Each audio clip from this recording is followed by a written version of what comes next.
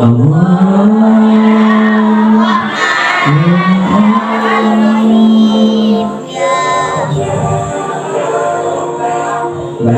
ilaha illallah. Ini bersama. Ya Allah,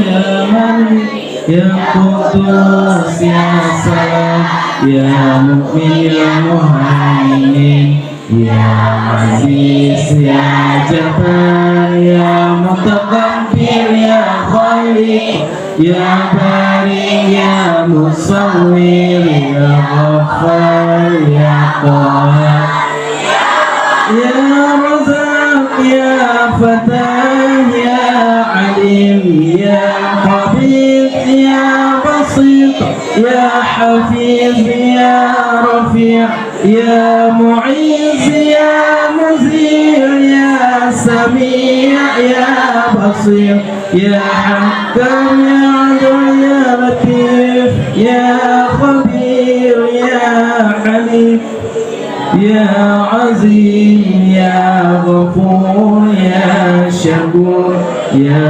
Ali, ya Kabir, ya Hafiz, ya Hasib, ya Jalil, ya Karim, ya Rakib, ya Mujib, ya Wasi', ya Hakim, ya Wajib, ya Ba'id, ya Syahid, ya Haq, ya Wakil, ya Qawi, ya Matin, ya Wali, ya Mumit, ya Hayy, ya Qayyum, ya Wajid, ya Majid, ya Wahid, ya Ahad, ya Samad, ya Qadir, ya Muqtadir, ya Muqaddir, ya Awal, ya Akhir, ya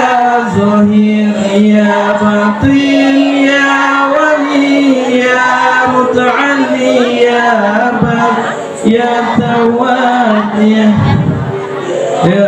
Afu, ya Rauf, ya Malikul Mulki, ya Zul Jalali wal Ikram, ya Muqsit, ya Jami', ya Ghani, ya Mughni, ya Mani', ya Dhar, ya Nafi', ya Nur, ya Bani', ya Baqi, ya Warith, ya Rashid, ya Sabur, la ilaha illallah, la illallah, la ilaha illallah, la ilaha illallah, la ilaha illallah.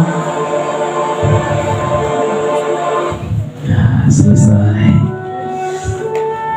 Bagaimana rasanya setelah baca Asmaul Husna? Seru.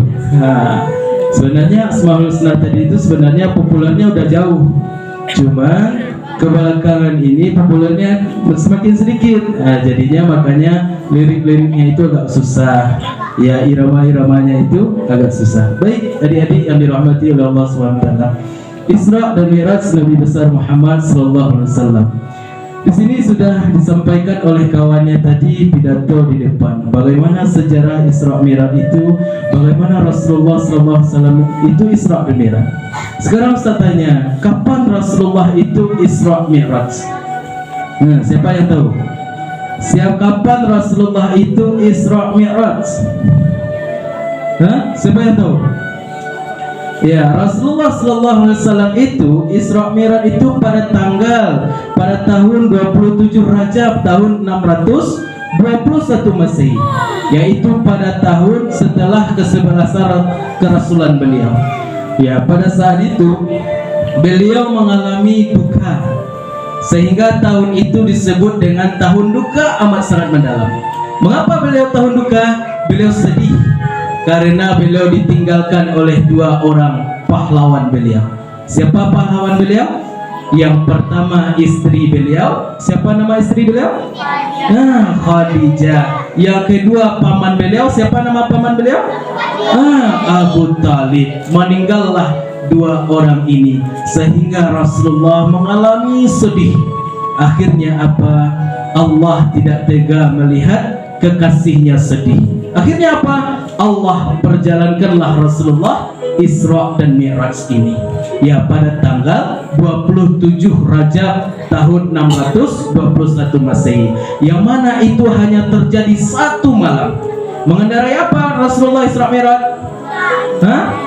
Bukan unta, yaitu adalah burak. Nah, burak itu dari mana? Dari surga, makhluk dari surga. Makanya Rasulullah SAW diperjalankan oleh Allah. Ini ada videonya, kisah Rasulullah SAW. Ya, nanti adik-adik simak. Nanti di akhir akan ada ustaz tanya nanti. Baik, ini ada videonya. Silakan disimak. Kisah Nabi Muhammad SAW. Peristiwa Isra Mi'raj yang menakjubkan.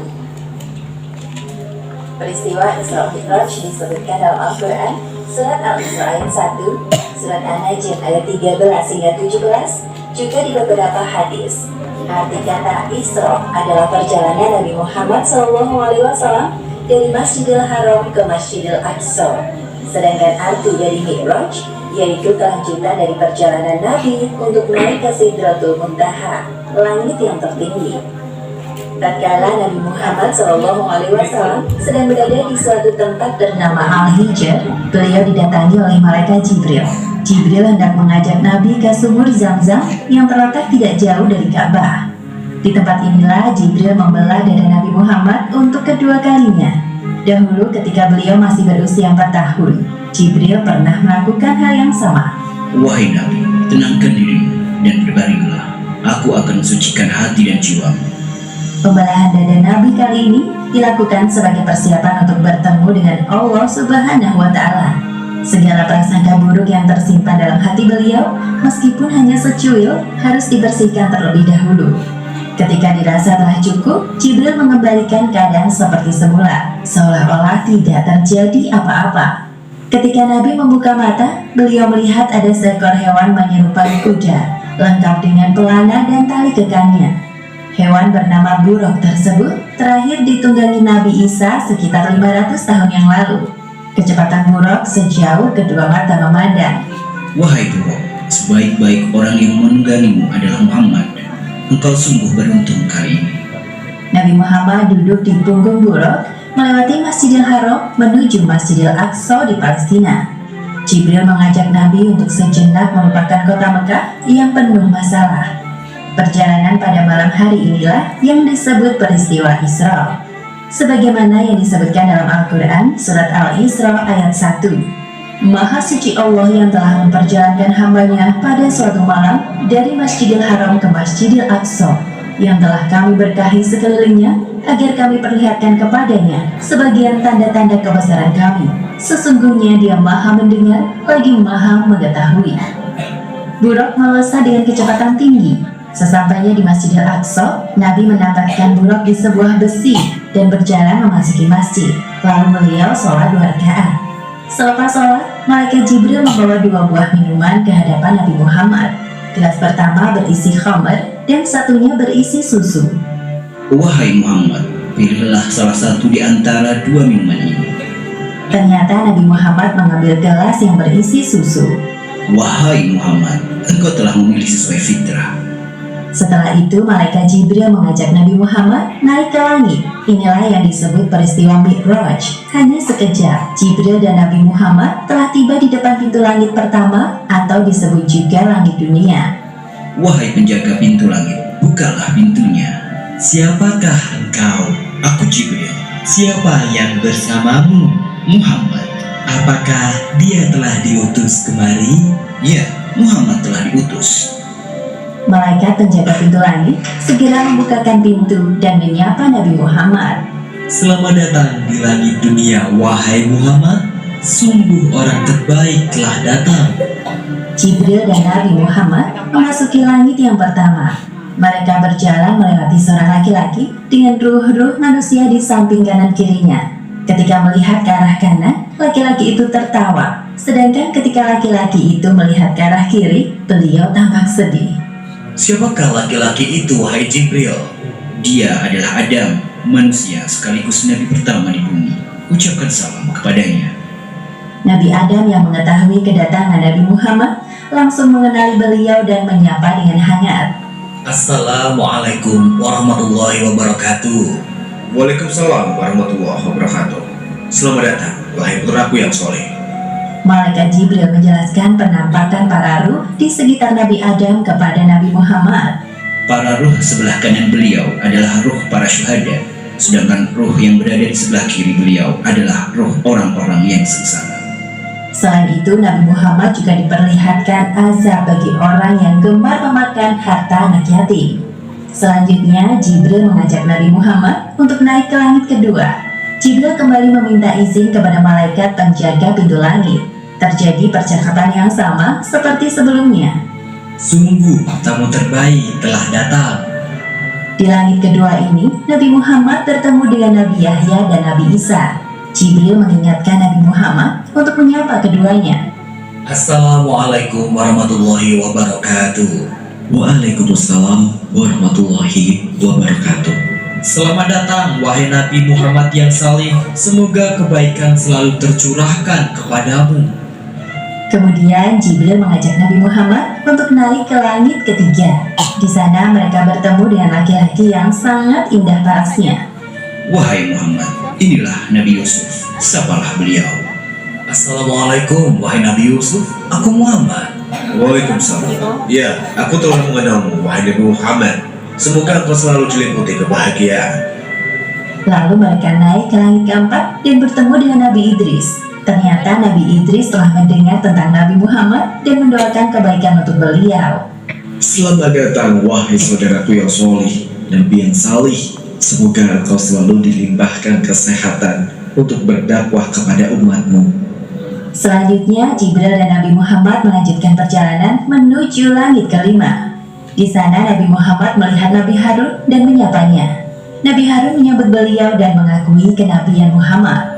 Ketika sampai di langit keenam, Nabi Muhammad melihat sosok Nabi Musa.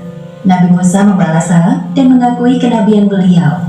Namun tiba-tiba Nabi Musa menangis. Jibril yang penasaran bertanya kepadanya. Wahai Musa, mengapa engkau menangis? Aku menangis karena ternyata ada nabi yang diutus setelahku, tapi umatnya lebih banyak yang masuk surga dibandingkan umatku. Setelah berpamitan dengan Nabi Musa, Jibril mengajak Nabi Muhammad untuk naik ke langit ketujuh. Di sana mereka bertemu dengan Nabi Ibrahim. Ya Rasulullah, ini adalah Nabi Ibrahim, bapak para nabi. Selamat datang wahai cucuku yang saleh. Senang sekali berjumpa denganmu.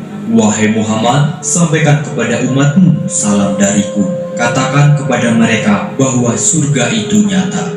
Tanahnya subur, ada beraneka ragam tanaman tersedia untuk memanjakan mata dan lidah mereka. Semua hal yang mereka inginkan tersedia di surga. Di langit ketujuh inilah Nabi Muhammad diperlihatkan surga. Beliau masuk ke dalamnya dan tidak berhenti untuk bertasbih memuji kebesaran Allah Subhanahu wa Ta'ala. Subhanallah, Maha Suci Allah. Seusai berkeliling surga, tibalah saatnya bagi Nabi Muhammad untuk naik ke Sidratul Muntaha. Pada momentum ini, Jibril menampakkan wujud aslinya sebagai malaikat. Wahai Rasulullah, sebentar lagi engkau akan bertemu dengan Sang Penciptamu. Namun, aku tidak bisa mengantarmu. Sebagaimana yang disebutkan dalam Al-Quran Surat An-Najm ayat 13 hingga 18. Dan sesungguhnya Muhammad telah melihat Jibril itu dalam rupanya yang asli pada waktu yang lain, yaitu di Sidratil Muntaha, di dekatnya ada surga tempat tinggal. Muhammad melihat Jibril ketika Sidratil Muntaha diliputi oleh sesuatu yang meliputinya. Penglihatannya, Muhammad tidak berpaling dari yang dilihatnya itu, dan tidak pula melampauinya.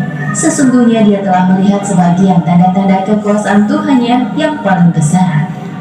Tiba-tiba Nabi Muhammad dinaikkan lagi menuju Allah Subhanahu wa Ta'ala. tubuhnya mendekat kepadanya dalam jarak yang tidak jauh. Namun Nabi Muhammad tidak dapat melihat Allah Subhanahu wa Ta'ala secara langsung. Beliau melihat Allah Subhanahu wa Ta'ala dengan hatinya. Pada saat itulah Allah Subhanahu wa Ta'ala mewajibkan hambanya untuk sholat 50 kali sehari semalam. Setelah Nabi Muhammad menerima tugas dari Allah Subhanahu wa Ta'ala, beliau turun. Di langit ke-6, Nabi Muhammad berjumpa dengan Nabi Musa. Mereka saling berbincang.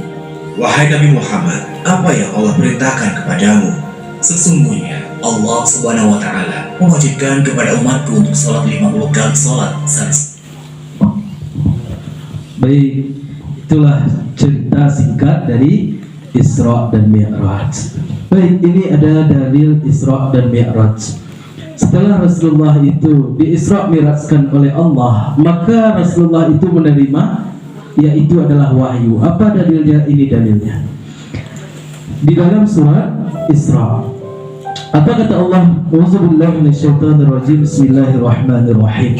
Subhanalladzi asra bi'abdihi lailan minal masjidil haram ilal masjidil aqsa alladzi barakna haulahu linuriyahu min ayatina innahu huwas samiul basir. Apa artinya?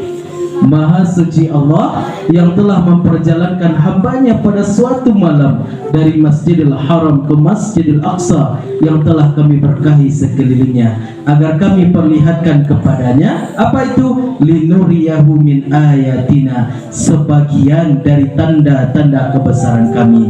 Innahu huwas samiul basir, sesungguhnya dia adalah maha mendengar lagi maha mengetahui. Di dalam surat Al-Isra ayat pertama. Jadi adik-adik yang dimuliakan oleh Allah, bahwa Rasulullah SAW itu di-Isra Mi'rajkan oleh Allah dari mana? Yaitu adalah dari kota Masjidil Haram. Di mana Masjidil Haram kok? Nah, di Mekah. Kemudian dari Masjidil Haram kok terus, yaitu sampailah ke Masjidil Aqsa. Di mana Masjidil Aqsa itu? Di Palestina. Rupanya adik-adik, jarak Masjidil Haram ke Masjidil Aqsa itu adalah jaraknya yaitu 1233 km. Nah, jauh. Kalau dari sini ke Mamage ini, dari sini ke Lampung lah, atau ke Jawa. Nah, itu pun Rasulullah menempuhnya dengan burak. Tetapi Rasulullah itu enggak dengan unta, burak, yang mana kecepatannya itu seperti kilat, bahkan melebihi kilat. Inilah yang dimaksud dengan Isra. Nah, kemudian yang dimaksud dengan Mi'raj. Apa yang dimaksud dengan Mi'raj? Yaitu adalah Rasulullah SAW diperjalankan oleh Allah dari Masjidil Aqsa terus sampai ke mana? Sidratul Muntaha. Inilah yang dimaksud dengan Mi'raj. Nah, itulah yang dimaksud dengan Mi'raj. Kemudian adik-adik yang dirahmati oleh Allah, di perjalanan Isra Mi'raj itu Rasulullah menerima yakninya perintah salat. Nah, ini ketika Rasulullah untuk pergi ke Sidratul Muntaha, bertemulah dengan Nabi Adam. Kemudian bertemulah dengan Nabi Yahya dan Nabi Isa.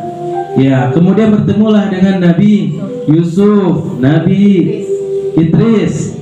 Ya, ini agak macet sekali.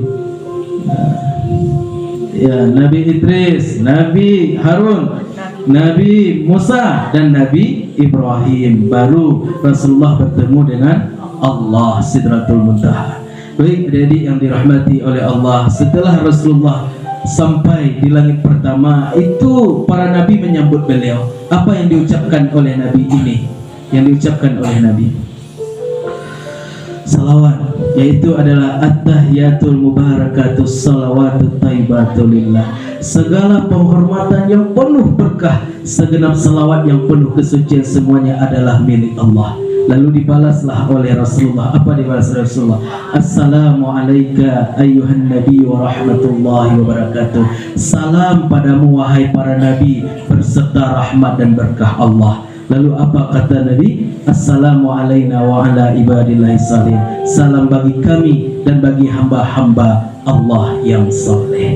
Baik adik-adik yang dirahmati oleh Allah, kita lanjut saja. Ini videonya agak panjang.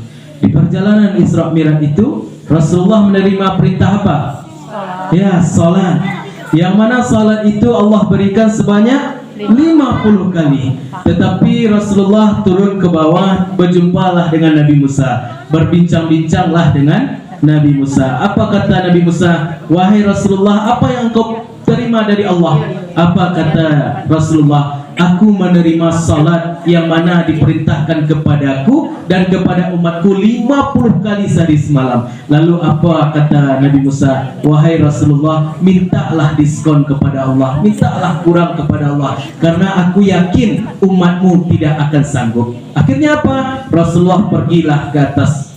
Nah, setelah itu bertemu dengan Allah, diminta kurang oleh Rasulullah, akhirnya dikurangi. Setelah itu menjadi berapa? 45. Turun lagi ke bawah, bertemu dengan Nabi Musa. Apa kata Nabi Musa? Berapa dikurangi oleh Allah? 5 wahai Nabi Musa. Apa kata Nabi Musa? Tidak akan sanggup umatmu. Pergilah minta lagi kepada Allah, kurangilah, minta diskonnya yang sebanyak-banyaknya. Akhirnya apa? Menjadi 5 kali sehari semalam. Itulah yang kita laksanakan pada hari ini. Baik adik-adik yang dirahmati oleh Allah, salat ini sangat penting bagi kita, apalagi bagi umat Islam.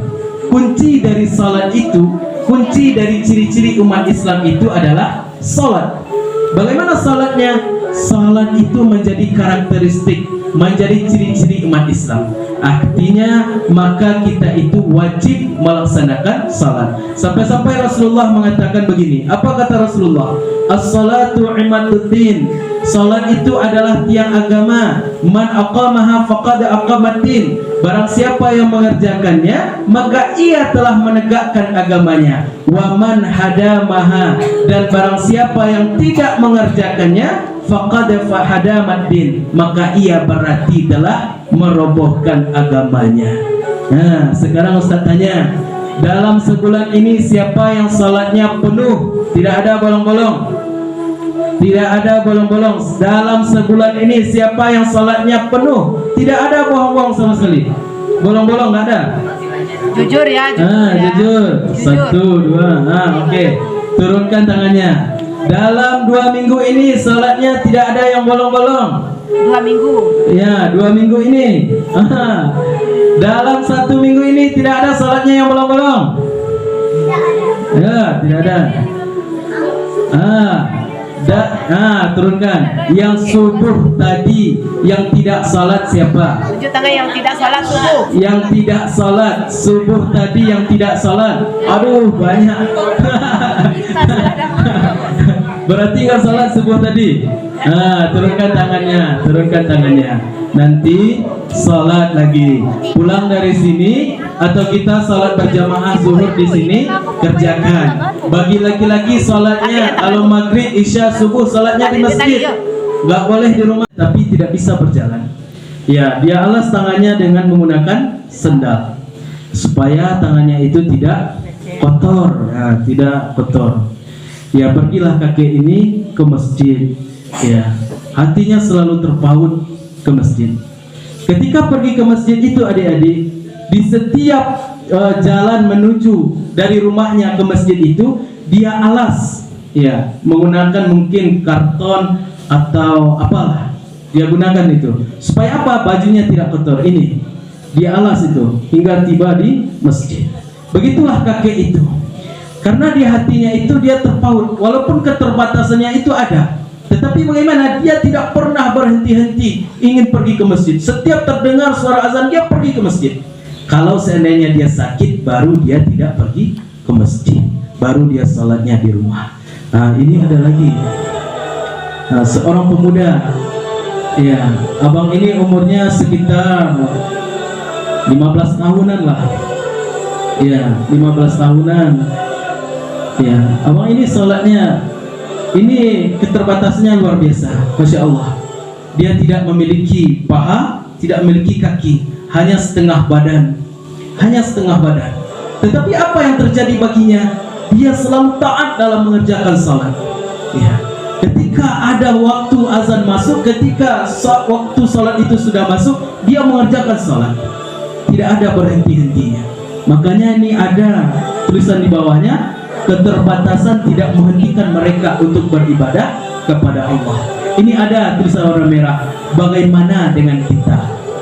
Ya, adik-adik diberikan oleh Allah lengkap. kaki ada, tangan ada, mata lengkap, telinga lengkap, kepala ada, tetapi kok masih malas juga sholat. Berbeda dengan abang ini. Abang ini kakinya nggak ada, bukan kaki, separuh badannya aja yang ada. Tangan, kaki, pahanya nggak ada. Ya, kaki pahanya nggak ada. Tetapi gimana? Salatnya tidak berhenti-henti. Ya, tanyakan kepada diri adik-adik, mengapa saya masih malas untuk salat? Maka mulai hari ini, setelah pulang dari sini, salat zuhur, salat ya maghrib bagi lagi-lagi salat di masjid, isya salat di masjid, subuh berjamaah itu salat. Karena apa? Orang Islam ini sebenarnya kaya, tetapi bagaimana? Karena orang Islam ini malas. Ya malas. Kenapa? Apalagi salat subuh. Itu ada pahalanya yang luar biasa. Apa itu? Mengerjakan salat sunat fajar. Yang mana pahalanya seluas langit dan seluas bumi. Maka oleh sebab itu adik-adik, kerjakanlah salat itu. Baik, kita lanjut saja. Maka pantas apa yang dikatakan oleh Rasulullah SAW. Ini ada video, ada seorang remaja, ini di daerah Turki, ya, seorang pemuda Muslim berusia 18 tahun. Ya, dia meninggal dunia, kemudian dikubur oleh orang di situ. Setelah 1 jam, diminta oleh ayahnya untuk dikali kubur anaknya itu. Akhirnya apa yang terjadi? Kubur anaknya seperti ini.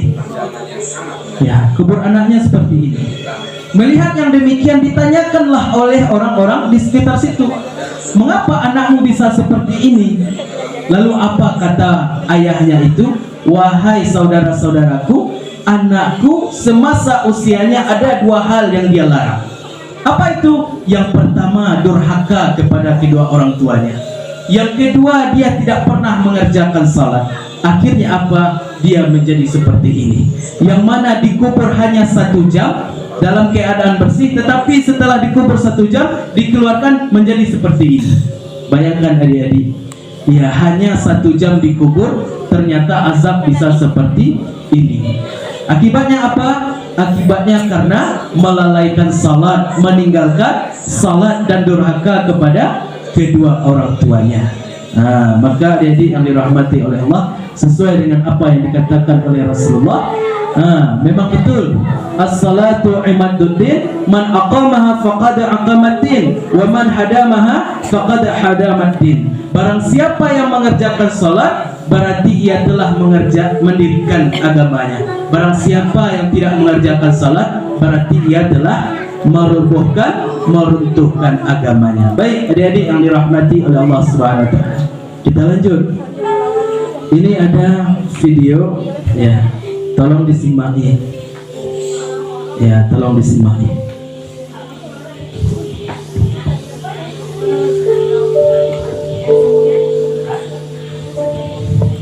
Ini ada seorang ibu, ya, membanguni anaknya untuk pergi sekolah,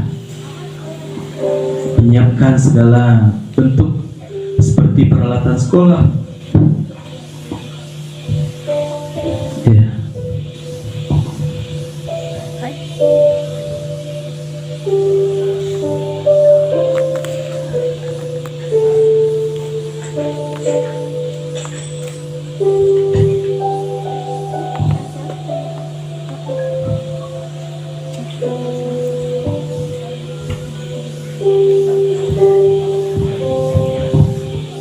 Ya, diantar oleh ibunya pergi sekolah. Ya, rupanya jarak rumah ke sekolahnya itu cukup jauh. Ya, disalami, dia tengok ke belakang, ibunya nggak ada lagi. Ya, ternyata ibunya ngumpet.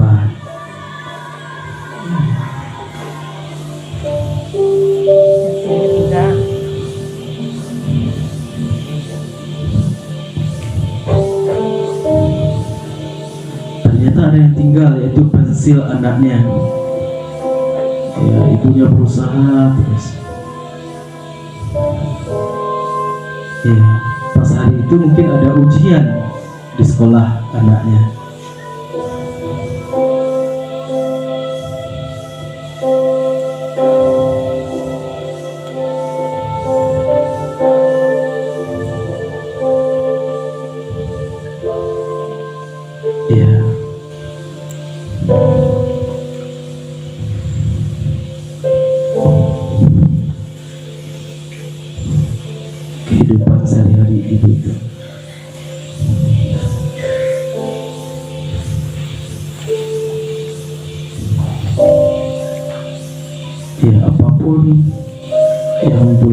itu dibelikannya untuk anaknya.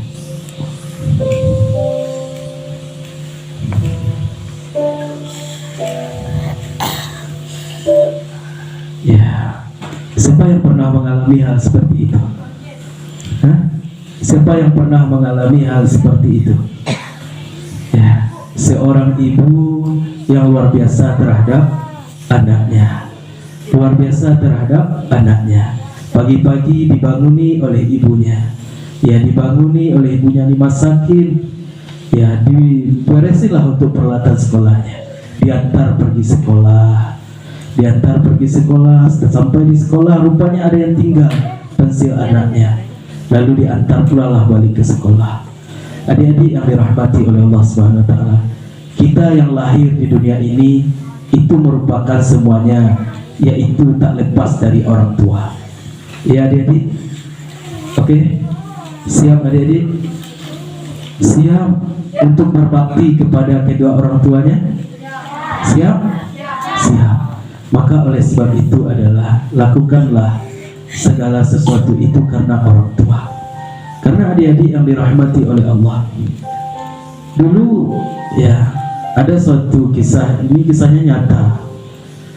Ya, satu kali Ustadz pergi mengisi pengajian di satu tempat. Ada seorang anak, ada seorang ibu, yang mana ibu ini duduknya paling pojok, paling sudut. Lalu ibu itu menangis. Setelah pengajian, ibu itu pergi bertanya kepada Ustaz. Ustaz, ada yang ingin satu hal yang aku tanya. Apa itu? Kenapa ya setiap aku melihat anak orang teringat anak aku? Lalu apa kata saya? Itu berarti ibu sangat tulus mencintai anak ibu. Tetapi Ustaz, anak saya memiliki 3. Yang satu sudah meninggal, tinggal 2. Yang mana 2 ini memiliki kepribadiannya berbeda-beda, Ustaz. Yang satu, dia dari kelas 1 SD sampai kelas 3 SMA, dia mendapatkan ranking pertama, tidak pernah ranking kedua. Yang satu lagi Ustaz, dari kelas 1 SD sampai kelas 3 SMA, dia mendapatkan ranking paling belakang, bahkan paling terakhir. Tetapi Ustaz, setelah dia besar, yang anak yang ranking terakhir ini dia sukses. Tetapi anak yang ranking 1 dari kelas 1 sampai kelas 3 SMA, dia mendapatkan juara terus, tetapi hidupnya biasa-biasa saja, Ustaz. Lalu saya tanya, apa yang membedakan dari 2 anak ini, Bu? Apa kata seorang ibu?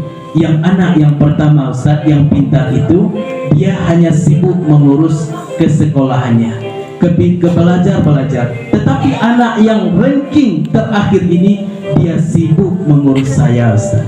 Yang mana setiap pergi sekolah, dia tidak pernah lupa pamit sama saya, dia tidak pernah lupa mencium tangan saya, dia tidak pernah lupa memeluk saya.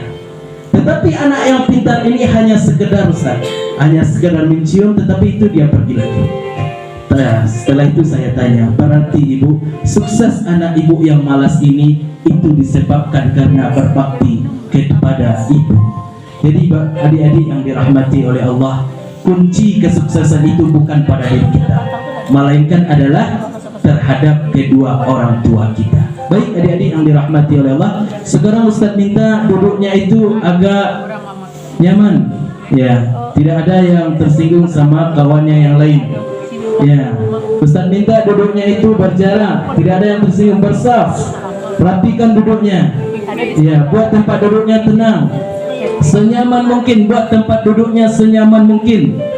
Tidak ada yang mengganggu, tersinggung dengan kawannya atau mengganggu kawannya. Ya, silakan buat tempat duduknya senyaman mungkin. Ya, buat tempat duduknya senyaman mungkin. Ya, baik. Jadi yang dirahmati oleh Allah Subhanahu wa Ta'ala. Baik, adik-adik yang dirahmati Allah, tahu dengan foto ini? Ini siapa? Ya, nenek. Bayangkan adik-adik, ini adalah seorang ibu. Bayangkan ini adalah ibu adik-adik, atau ya boleh jadi ibunda di rumah. Dulu nenek ini kulitnya itu nggak keriput seperti ini. Ya, masih bersih, masih mulus. Tetapi karena perubahan kulit nenek ini menjadi keriput. Begitulah dengan ibu kita, ibunda kita. Mungkin adik-adik melihat di rumah, mungkin ibu kita ini, yang mana ibu kita itu bagus kulitnya, tetapi pada akhirnya akan seperti ini. Sekarang Ustaz tanya, siapa di sini yang ibunya sudah tiada? Siapa yang di sini yang ibunya sudah tiada? Jangan malu-malu, tunjuk aja tangannya. Ya. Ayahnya yang Oh, berarti ibunya ada semuanya. ada. Iya, ada semuanya. Maka oleh sebab itu adik-adik, doakanlah ibu adik-adik. Bagaimana cara mendoakannya? Cara mendoakannya ini, yaitu ucapkanlah ini: Allahumma firli wa liwalidayya warhamhuma kama rabbayani shaghira. Apa artinya?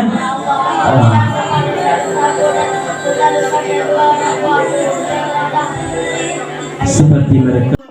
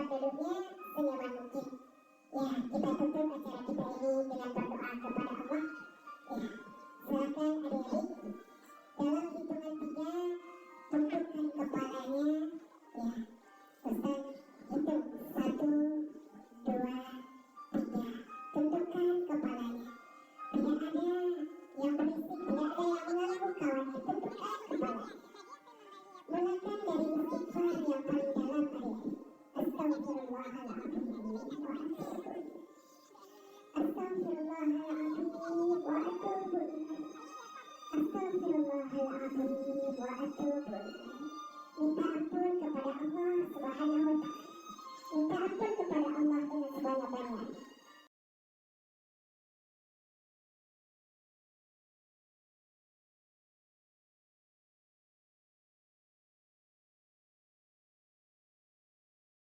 tapi tidak bisa berjalan.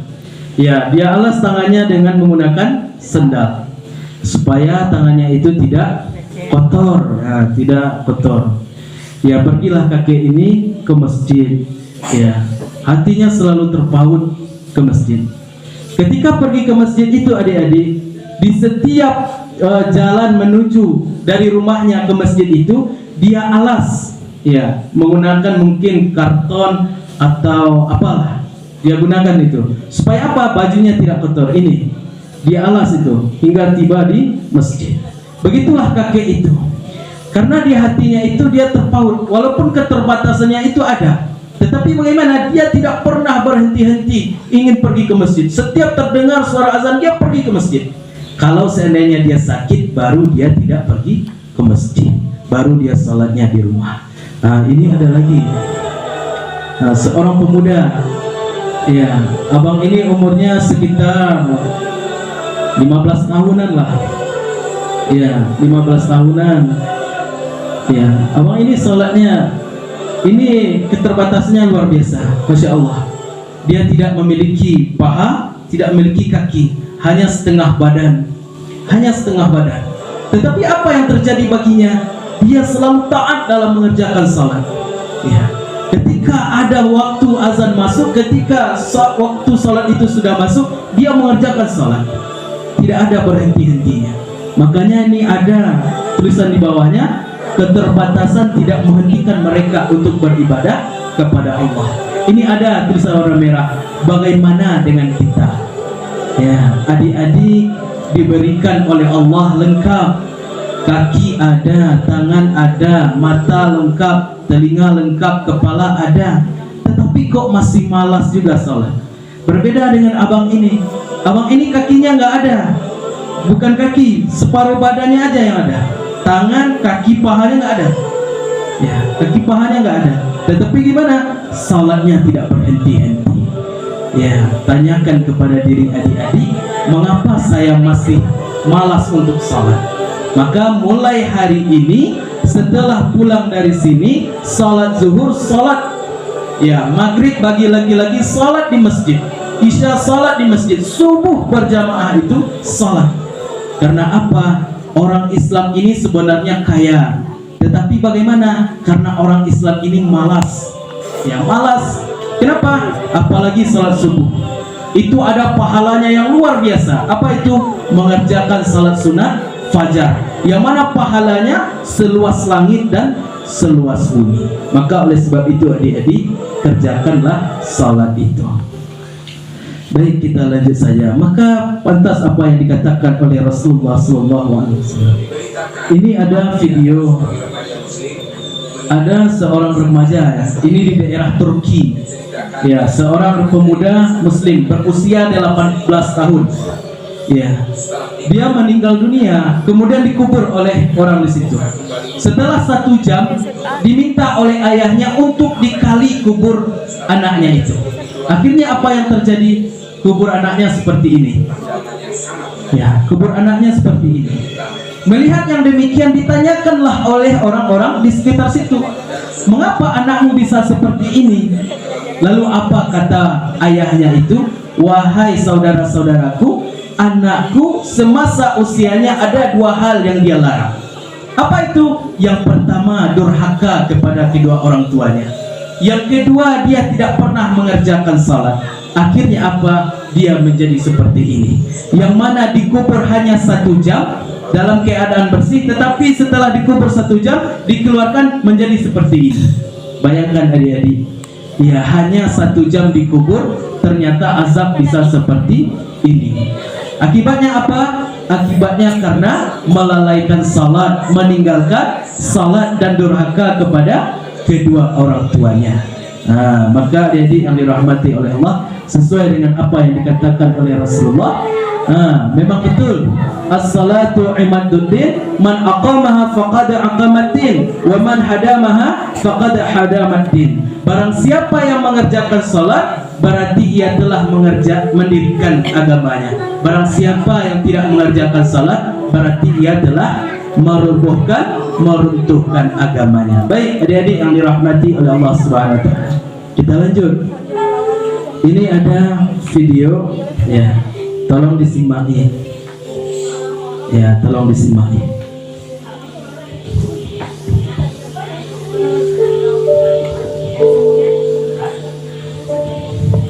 Ini ada seorang ibu, ya, membanguni anaknya untuk pergi sekolah, menyiapkan segala bentuk seperti peralatan sekolah. Ya.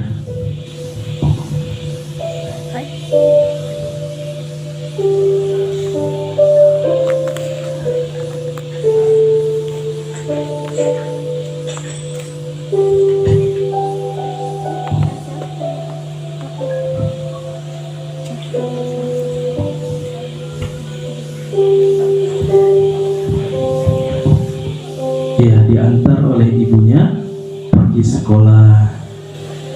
Ya, rupanya jarak rumah ke sekolahnya itu cukup jauh. Ya, disalami, dia tengok ke belakang, ibunya nggak ada lagi. Ya, ternyata ibunya mengumpat.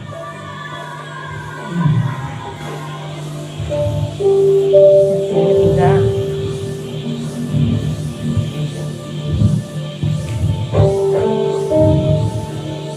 Ternyata ada yang tinggal, yaitu pensil anaknya. Ya, ibunya berusaha terus. Ya, pas hari itu mungkin ada ujian di sekolah anaknya.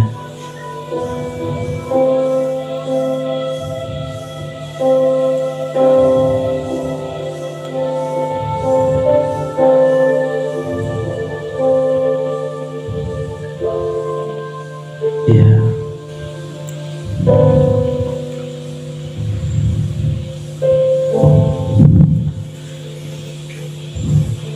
Kehidupan sehari-hari ibu itu.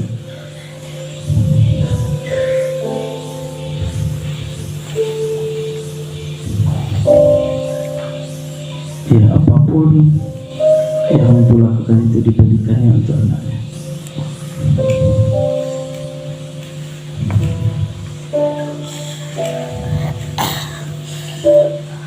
Ya, siapa yang pernah mengalami hal seperti itu? Hah? Siapa yang pernah mengalami hal seperti itu? Ya, seorang ibu yang luar biasa terhadap anaknya, luar biasa terhadap anaknya. Pagi-pagi dibanguni oleh ibunya, ya, dibanguni oleh ibunya, dimasakin, ya, diberesinlah untuk peralatan sekolahnya, diantar pergi sekolah.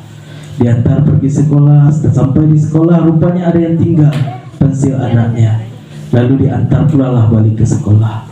Adik-adik yang dirahmati oleh Allah Subhanahu wa taala, kita yang lahir di dunia ini itu merupakan semuanya, yaitu tak lepas dari orang tua.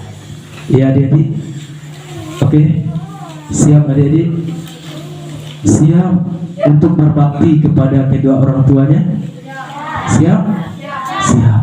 Maka oleh sebab itu adalah lakukanlah segala sesuatu itu karena orang tua. Karena adik-adik yang dirahmati oleh Allah, dulu ya ada suatu kisah, ini kisahnya nyata. Ya, satu kali Ustadz pergi mengisi pengajian di satu tempat. Ada seorang anak, ada seorang ibu, yang mana ibu ini duduknya paling pojok, paling subuh. Lalu ibu itu menangis. Setelah pengajian, ibu itu pergi bertanya kepada Ustaz, Ustaz, ada yang ingin satu hal yang aku tanya. Apa itu? Kenapa ya setiap aku melihat anak orang teringat anak aku? Lalu apa kata saya? Itu berarti ibu sangat tulus mencintai anak ibu. Tetapi Ustaz, anak saya memiliki 3. Yang satu sudah meninggal, tinggal 2. Yang mana 2 ini memiliki kepribadiannya berbeda-beda, Ustaz. Yang satu, dia dari kelas 1 SD sampai kelas 3 SMA, dia mendapatkan ranking pertama, tidak pernah ranking kedua. Yang satu lagi Ustaz, dari kelas 1 SD sampai kelas 3 SMA, dia mendapatkan ranking paling belakang, bahkan paling terakhir. Tetapi Ustaz, setelah dia besar, yang anak yang ranking terakhir ini dia sukses. Tetapi anak yang ranking 1 dari kelas 1 sampai kelas 3 SMA, dia mendapatkan juara terus, tetapi hidupnya biasa-biasa saja, Ustaz. Lalu saya tanya, apa yang membedakan dari dua anak ini, Bu? Apa kata seorang ibu? Yang anak yang pertama, Ustaz, yang pintar itu, dia hanya sibuk mengurus kesekolahannya, ke belajar. Tetapi anak yang ranking terakhir ini, dia sibuk mengurus saya, Ustaz. Yang mana setiap pergi sekolah, dia tidak pernah lupa pamit sama saya, dia tidak pernah lupa mencium tangan saya, dia tidak pernah lupa memeluk saya. Tetapi anak yang pintar ini hanya sekedar, Ustaz, hanya sekedar mencium, tetapi itu dia pergi lagi. Nah, setelah itu saya tanya, berarti ibu, sukses anak ibu yang malas ini itu disebabkan karena berbakti kepada ibu. Jadi adik-adik yang dirahmati oleh Allah, kunci kesuksesan itu bukan pada diri kita, melainkan adalah terhadap kedua orang tua kita. Baik adik-adik yang dirahmati oleh Allah, sekarang Ustaz minta duduknya itu agak nyaman, ya, tidak ada yang tersinggung sama kawannya yang lain. Ya, Ustaz minta duduknya itu berjarak, tidak ada yang tersinggung, bersaf. Rapikan duduknya. Ya, buat tempat duduknya tenang, senyaman mungkin, buat tempat duduknya senyaman mungkin. Tidak ada yang mengganggu, tersinggung dengan kawannya atau mengganggu kawannya. Ya, silakan buat tempat duduknya senyaman mungkin. Ya, buat tempat duduknya senyaman mungkin. Ya, baik. Jadi yang dirahmati oleh Allah Subhanahu wa taala. Baik, adik-adik yang dirahmati Allah, tahu dengan foto ini? Ini siapa? Ya, nenek. Bayangkan adik-adik, ini adalah seorang ibu. Bayangkan ini adalah ibu adik-adik, atau ya boleh jadi ibunda di rumah. Dulu nenek ini kulitnya itu nggak keriput seperti ini. Ya, masih bersih, masih mulus. Tetapi karena perubahan, kulit nenek ini menjadi keriput. Begitulah dengan ibu kita, ibunda kita. Mungkin adik-adik melihat di rumah, mungkin ibu kita ini, yang mana ibu kita itu bagus kulitnya, tetapi pada akhirnya akan seperti ini. Sekarang Ustaz tanya, siapa di sini yang ibunya sudah tiada? Siapa yang di sini yang ibunya sudah tiada? Jangan malu-malu, tunjuk aja tangannya. Ya. Ayahnya yang Oh, berarti ibunya ada semuanya. ada. Iya, ada semuanya. Maka oleh sebab itu adik-adik, doakanlah ibu adik-adik. Bagaimana cara mendoakannya? Cara mendoakannya ini, yaitu ucapkanlah ini: Allahumma firli wa li walidayya warhamhuma kama rabbayani shaghira. Apa artinya?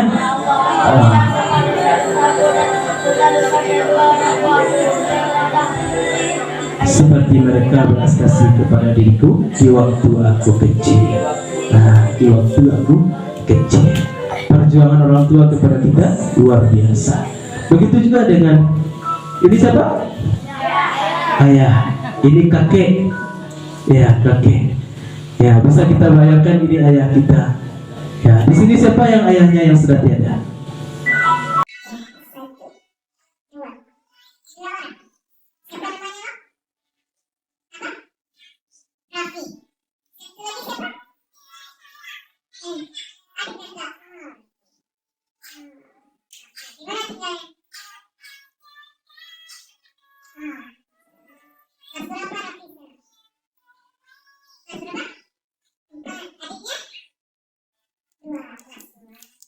Tetapi kami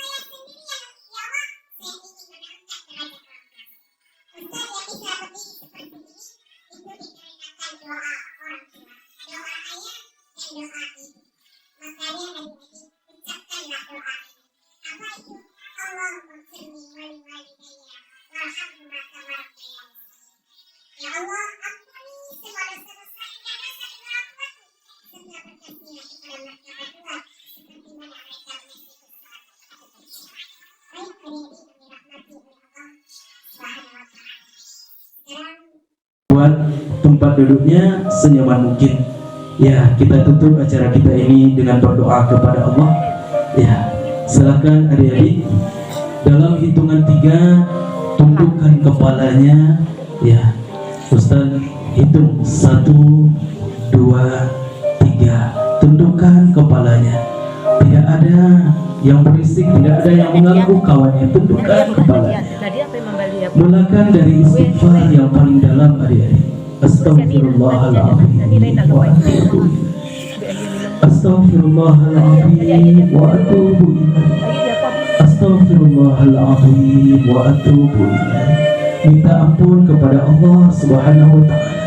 Minta ampun kepada Allah dengan sebanyak-banyaknya. Selesai. Ya, bisa adik-adik. Baik adik-adik yang dirahmati oleh Allah, mungkin sekian dan demikianlah yang dapat Ustaz sampaikan pada hari ini. Mudah-mudahan ada manfaatnya. Kalau ada di antara kami yang memiliki yang kekurangan kebahagiaan dalam keluarga kami, ya Allah, ya Allah, kami memohon kepadamu.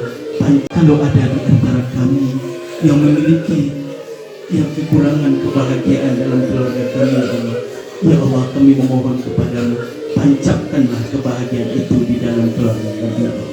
Ya Allah, kami rindu dengan orang tua kami rindu dengan ayah kami rindu dengan ibu kami, ya Allah. Kami ingin menjadi anak yang saleh, kami ingin menjadi anak yang soleha, yang berbakti kepada mereka, ya Allah. Titip salam kepada mereka, ya Allah. Adik-adik, kalau ada di antara kami yang memiliki yang kekurangan kebahagiaan dalam keluarga kami, ya Allah, ya Allah, kami memohon kepadamu. Tancapkanlah kebahagiaan itu di dalam keluarga kami, ya Allah. Ya Allah, kami rindu dengan orang tua kami rindu dengan ayah kami rindu dengan ibu kami, ya Allah. Kami ingin menjadi anak yang saleh, kami ingin menjadi anak yang soleha, yang berbakti kepada mereka, ya Allah. Titip salam kepada mereka, ya Allah. Adik-adik, ucapkanlah kebahagiaan itu di dalam keluarga kami, ya Allah. Ya Allah, kami rindu dengan orang tua kami rindu dengan ayah kami rindu dengan ibu kami, ya Allah. Kami ingin menjadi anak yang saleh, kami ingin menjadi anak yang soleha, yang berbakti kepada mereka, ya Allah. Titip salam kepada mereka, ya Allah. Adik-adik,